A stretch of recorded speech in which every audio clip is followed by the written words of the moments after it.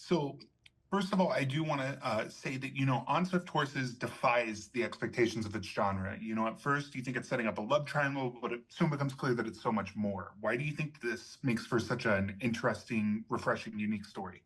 I think the appeal of this story for me was that it talks about so many ideas we're all thinking about and talking about, ideas of identity and sexuality, and can you love more than one person at once, and aspiration, and it takes place in a time before there were words to describe that. And I think that's a really elegant way to kind of tell that kind of story. It makes it relevant, but there are really good restraining forces around these characters because they're people living in the 1950s and kind of bucking against convention.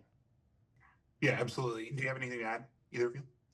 Well, I think you said it before, actually, about what your writing teacher told you about that love stories are kind of only as interesting as the powers be that the restraining powers, keeping them apart. And so that's kind of what's so amazing. It's like you said, it's this sort of converging stories of all these different arcs and these different characters at a really fundamental time in their lives of growth and self-discovery, and it's it's a love in all its different forms, and the kind of the stakes there that are kind of keeping them apart just makes it for a really gripping and enticing and relevant story. Mr. Calva, I think your role is really interesting in your career because you could almost see it as like an inversion of your part in Babylon. In that film, you're playing the novice who's having his eyes open to the world. In this, you're playing the experienced grifter who's opening somebody else's eyes. What drew you to this role that's kind of different from what we might have seen from you in the past? Wow. I think it's the first time I can play charisma in a different way. I think also like a contradictory character, in Babylon, my character wants only one thing, nothing else matters.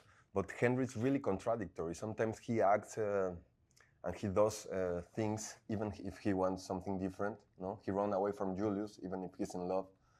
He can't trust no one. And I base Henry on I was always thinking of a dog from the street that plays humans, that has many faces. And that was a challenge, love is contradictory too. So to play that, it was really, really interesting. And I think one of the most special things about this film is that it gives pretty equal weight to the story of queer men and queer women. Why do you think that this is such an important step for representation? Those were really compelling stories, and they were both really represented beautifully in Shannon Puffel's novel. It was one of the things that intrigued me about it. But I think in this story in particular, it is the overarching love story is between Julius and Muriel.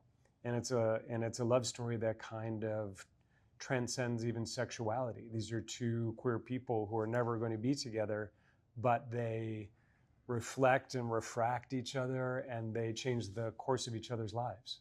And then Miss Edgar-Jones, On Swift Horses is obviously not the first literary adaptation you've been in.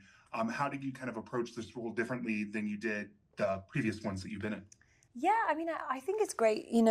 It's such a privilege as an actor to have a book to be able to kind of immerse yourself in and really get into the sort of inner life of a character and work from the inside out, which you would do anyway. But it's like a great piece of source material. But I think just my learning from every adaptation I've done is that you'll never be able to. When you read a book, it's so sort of personal, how you imagine the characters in the world, and so all you can hope for an adaptation is that you capture the tone and the feeling that you felt when you read it. And I think such a big part of that is matching the filmmaker with the material, and Dan is so perfect for this this beautiful novel and these characters, because he had such a love and understanding of the story we were wanting to tell, and the story, the beautiful journey that the book takes you on. So yeah, I think that's the main thing I've learned, is that it's all about that filmmaker who's able to capture the tone of that novel.